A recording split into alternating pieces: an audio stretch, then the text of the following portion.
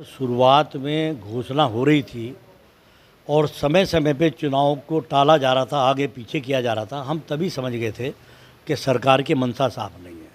उसके बाद आपने मनमाना आरक्षण किया चुनाव जीतने के लिए।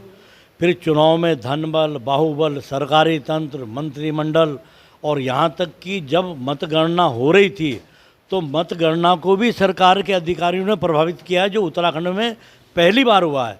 मैं कहना चाहता हूँ, इस देवभूमि में अगर हम उत्तर प्रदेश के पैटर्न पे चलें, हम बिहार के पैटर्न पे चलें, तो इसके दूरगामी नतीजे होंगे, इसके भविष्य में गलत निर्णय होंगे।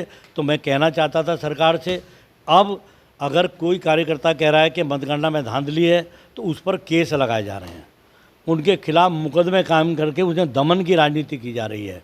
तो इसके विरोध में श्री करण मेहरा जी, जो हमारे प्रदेश के सम्मानित अध्यक्ष हैं, सीएलपी नेता हैं, हमारे अन्य विधायक भी हैं, जनपद के विधायक भी हैं और हज़ारों की संख्या में हमारे कांग्रेस जन कल सिटी मजिस्ट्रेट कार्यालय के बाहर राउंड करेंगे कि अगर सरकार हमारे कार्यकर्ताओं का उत्पीड़न करेगी, झूठे मुकदमे लड़ाएगी, तो हम सड़क से लेकर विधानसभा तक लड़ाई लड़ेंगे।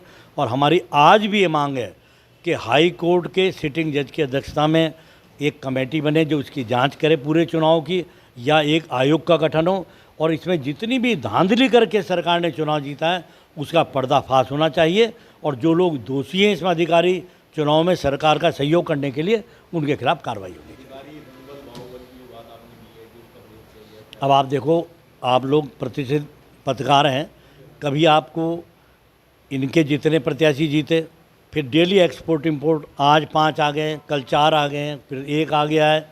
आप जनतंत्र को खरीदने का प्रयास कर रहे हैं, आप चुने हुए प्रतिनिधियों को खरीदने का प्रयास कर रहे हैं। ये स्वच्छ राजनीति है क्या? इसे कौन देवभूमि में स्वीकार करेगा? कोई व्यक्ति अपनी इच्छा से किसी दल में जाना चाहता है, उसका स्वागत है।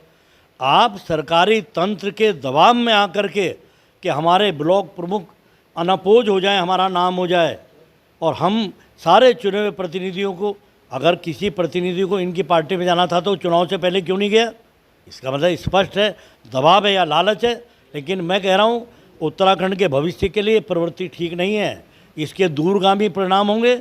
उत्तराखंड देश, हमारा प्रदेश जो है पूरे विश्व के अंदर एक शांति और आराधना के लिए माना जाता है। यहाँ पर अगर ऐसी गतिविधि होंगी तो मैं कहना चाहता हूँ कि ऐसा नहीं होना चाहिए, नहीं होना चाहिए, नहीं होना चाहिए।